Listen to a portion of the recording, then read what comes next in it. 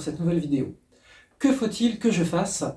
Cette question que le jeune homme riche a posée à Jésus pour savoir comment obtenir la vie éternelle, eh bien Charles de Foucault se l'est posée aussi. Pourquoi? Eh bien parce qu'il a compris que lorsque l'on aime vraiment quelqu'un, eh bien on cherche à l'imiter. Et de la même manière que l'on peut voir certains époux, certains fiancés adopter l'attitude ou la façon de faire de l'être aimé, eh bien Charles de Foucault va vouloir lui aussi, à son tour, imiter Jésus en tout. La difficulté qui se présente au moment de sa conversion, c'est comment imiter Jésus dans le concret de la vie quotidienne. Et c'est là qu'apparaît une figure extrêmement importante pour comprendre le chemin spirituel de Charles de Foucault, et c'est l'abbé Huvelin, donc ce prêtre de l'église Saint-Augustin à Paris qui a reçu sa première confession, et puis qui va être son directeur spirituel pendant pas moins de 24 ans.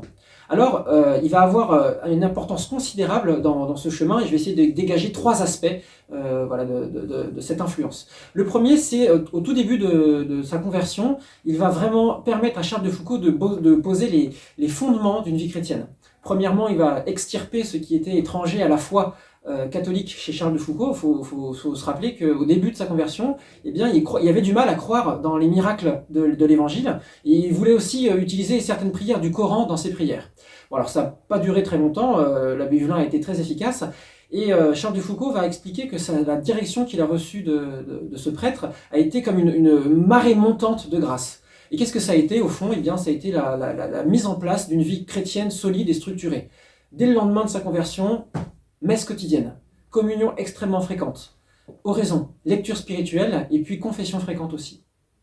Le deuxième point, qui est peut-être encore plus important que le précédent, c'est la relation que Charles de Foucault va développer vis-à-vis de l'Eucharistie à travers la direction spirituelle de l'abbé Huvelin.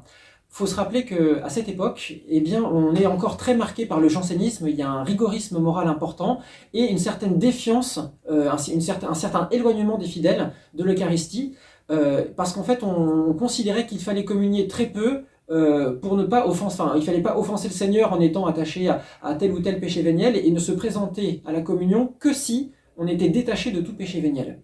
Et cette théologie erronée a écarté beaucoup de fidèles pendant un certain temps. Il a fallu attendre 1905 que le pape Saint Pédis donne un décret qui justement rappelle non seulement la possibilité de communier tous les jours, mais aussi le bienfait spirituel de la communion fréquente et même de la communion quotidienne.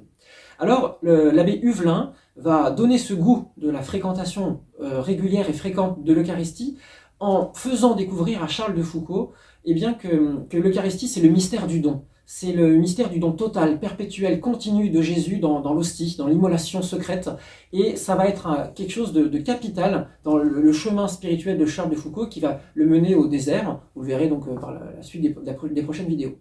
Le troisième aspect de l'importance de l'abbé Huvelin, et c'est le rapport, on pourrait dire, que Charles de Foucault va développer vis-à-vis de l'obéissance, vis-à-vis de l'Église.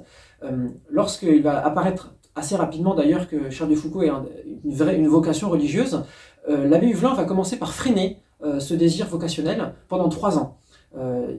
C'est un homme très perspicace qui était vraiment très doué pour le conseil spirituel, et il a perçu qu'en Charles de Foucault il pouvait avoir quelque chose un peu d'idée militaire, vous voyez, de vouloir faire des hauts faits guerriers, etc., mais qui est étranger à la vie religieuse. Le propre de la vie religieuse, c'est le don total de soi, l'immolation secrète, cachée. Il faut que le grain de blé tombe en terre et qu'il meure pour porter du fruit.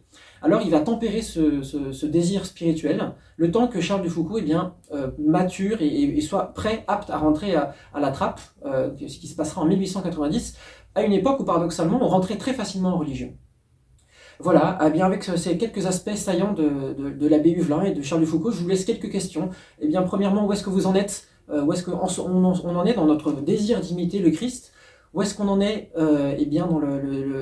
est-ce qu'on confie ce désir à un directeur spirituel, au moins un confesseur régulier? Et où est-ce que j'en suis? Eh bien dans mon désir de rencontrer Jésus dans l'Eucharistie, plus que le dimanche, en semaine, des visites au Saint-Sacrement. Voilà, je vous souhaite une excellente journée et une bonne poursuite du carême.